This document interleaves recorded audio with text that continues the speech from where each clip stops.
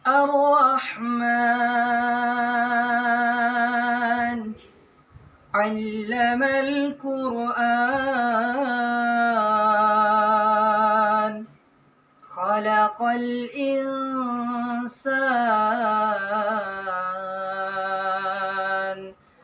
علمه البيان. Assalamualaikum warahmatullahi wabarakatuh. Alhamdulillahirabbil alamin wassalatu wassalamu ala asyrofil anbiya wal mursalin wa ala alihi washabihi ajma'in. Bapak Ibu jemaah zuhur yang insyaallah diberkati oleh Allah Subhanahu wa taala.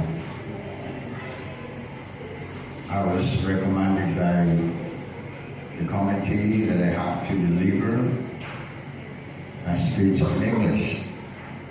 Jadi saya diminta untuk menyampaikan kultum ini dalam bahasa Inggris. Tentu orang bertanya kok kenapa harus berbahasa Inggris. Nah, ini adalah konsekuensi dari komitmen kita bersama, bahwa di Al-Azhar ini insya Allah kita akan kembangkan dua bahasa asing, maksud saya bahasa Inggris sebagai bahasa internasional, juga bahasa Arab sebagai bahasa internasional selain dari bahasa Al-Quran. I'm going to tell you my real experience when I had opportunity to study in England long time ago. Saya mau ceritakan pengalaman yang real terjadi pada waktu saya ditugasi belajar di luar.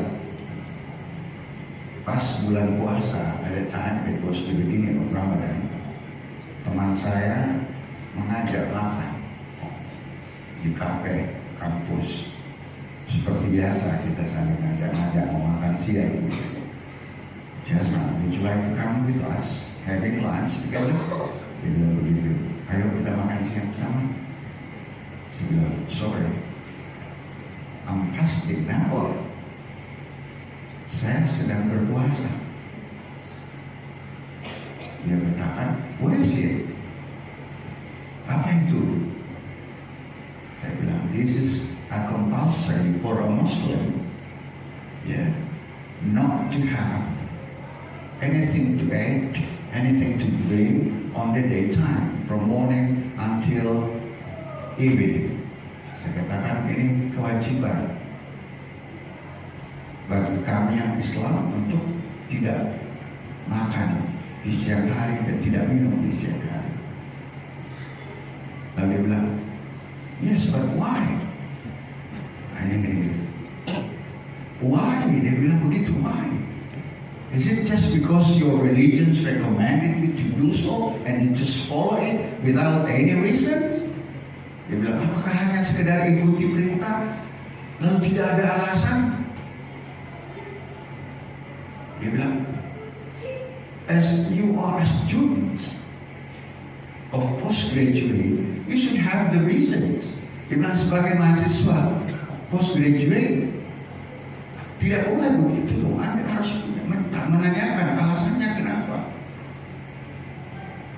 Tidak cukup hanya mengatakan itu perintah Al-Quran, itu perintah Allah, so I have to follow it. Saya pikir benar juga.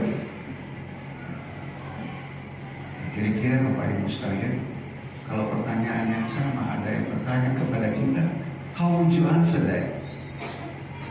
Kira-kira apa jawaban kita Bapak Ibu sekalian? Karena kalau seorang yang critical thinking, kalau alasan ya itu adalah perintah Tuhan saya, sebagai bahasa, sebagai agama yang menempatkan akal, sebagai tempat yang paling tinggi di dalam beragama Islam, kita harus punya argumen itu Bapak Ibu sekalian. Lalu saya pikir, saya agak panik juga, karena jangan-jangan kalau saya saya sebutkan ayat ya ayyuhalladzina amanu kutiba alaikumusiyam. What is that? Apa itu? Ya kan? It doesn't make sense. Dia bilang begitu kalau itu. Ada yang nggak bisa bantu saya? Kira-kira apa jawabannya?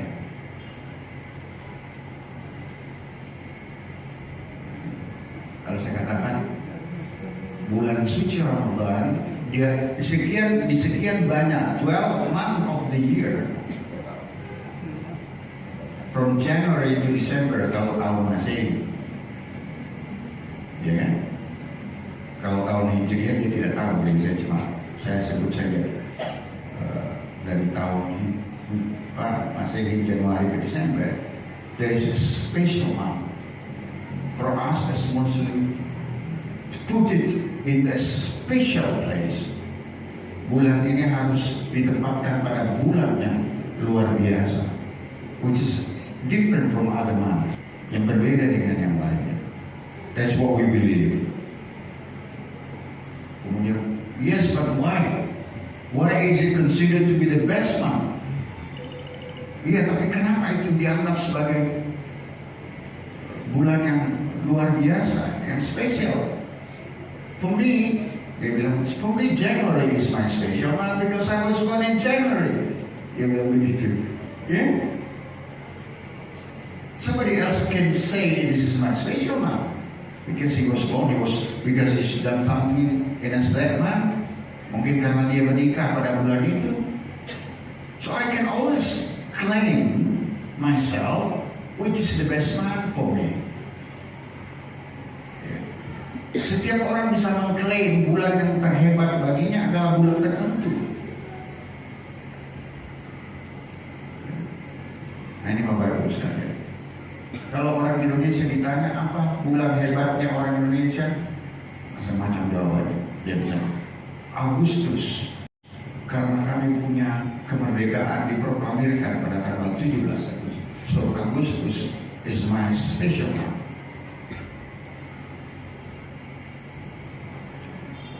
Lalu saya ingat, apa ya? Bulan Ramadan itu bulan turunnya Al-Quran. Ramadan is the month where Al-Quran resided to our Prophet Muhammad SAW through Jibril. Nah, itu. Saya katakan bulan puasa juga, Ramadan month is, bulan yang dimana pintu-pintu surga dibuka dengan lebar, pintu-pintu neraka is tightly locked. Yeah. Can you prove it? Nah ini dia pertanyaannya lagi. Can you prove it to me? Lalu saya katakan, it's a very hard questions because I'm not expert on that part. Ya, saya bukan ahli di situ. Ya, tapi give me some more time to learn about my holy book, so I can give you explanation after that. Ya. Mereka langsung mengatakan, okay, I understand. I know. You cannot answer that now because you need some time to learn about it. Anda perlu waktu untuk belajar. Bapak Ibu sekalian, ya, inilah tantangan buat kita pada saat kita bertemu orang-orang yang sangat rasional. Kalau orang-orang kampung kita cerita apapun dia yakin, tapi mereka tidak, apalagi mereka yang punya level pendidikan di atas, karena dia memang menempatkan itu pada posisi yang tertinggi, kemampuan nalar mereka. Ya. Nah ini tantangan buat kita Bapak Ibu sekalian, untuk bisa lebih banyak belajar mengapa sesuatu itu terjadi. Ya. Mengapa martabak itu ada yang spesial dan ada yang biasa saja. Mungkin karena kualitinya, ingredientnya, may be the size, mungkin ukurannya sama dengan Ramadan ini. Size-nya besar karena lebih turunnya Al-Quran malam di bulan Ramadan ada namanya Lailatul Qadar. Kualitinya dan size-nya lebih besar dari 1000 bulan. Memang untuk memproof secara saintifik tidak gampang, membuktikan secara ilmiah hal-hal yang seperti itu, yang memang lebih banyak pendekatan keimanan ketimbang rasionalitas untuk hal-hal tertentu. Karena memang kita memang diwajibkan untuk mengimani. Tapi kalau kita, karena ilmu agama ini luar biasa, unlimited. Ya. Katakanlah misalnya, kenapa dikatakan bahwa bulan berpuasa itu adalah milik Allah, gitu. Anda bisa menghitung-hitung kalau berjamaah 27 kali, ini sekian kali. Tapi puasa uncountable, unlimited. Itu yang saya baca. Pahala puasa itu unlimited. Karena itu urusan langsung dari Allah Subhanahu wa Ta'ala. It's my own, dia bilang, Allah Subhanahu wa Ta'ala. It's my own business.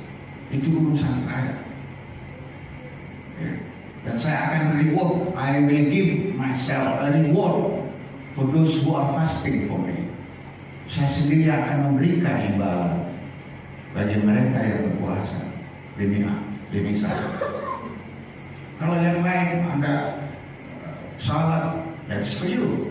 It's not for Allah. Kalau Anda bersedekah, that's for you. Bukan Allah.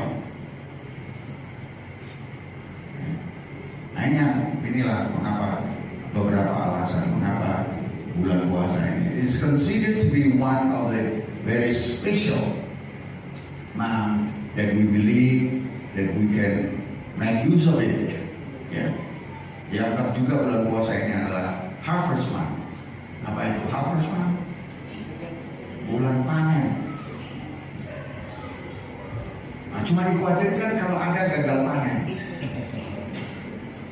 Ya, mungkin ada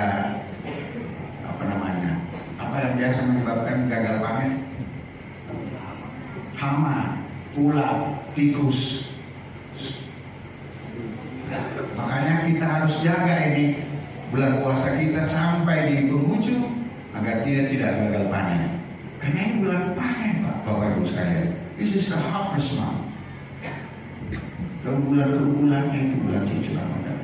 Jangan sampai ada tikus yang memasuki kita. Jangan sampai ada ulat.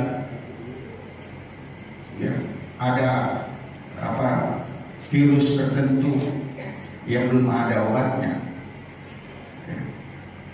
Nah, itulah Bapak Ibu sekalian. Nah, mari kita, Bapak Ibu sekalian, kita fokus melaksanakan ibadah puasa kita. Ya, mudah-mudahan janji Allah Subhanahu wa Ta'ala untuk nanti kita akan panen besar di penghujung, ya, benar-benar bisa realisir. Mari kita laksanakan tugas-tugas kita selaku pendidik, karena sekolah itu bukan cuma tempatnya belajar, ya, tapi juga bagaimana kita bisa meningkatkan amal ibadah kita, ya, yang insya Allah akan semuanya akan mendapat imbalan dari Allah SWT. Saya kira untuk itu yang saya disampaikan, it's now more than 10 minutes.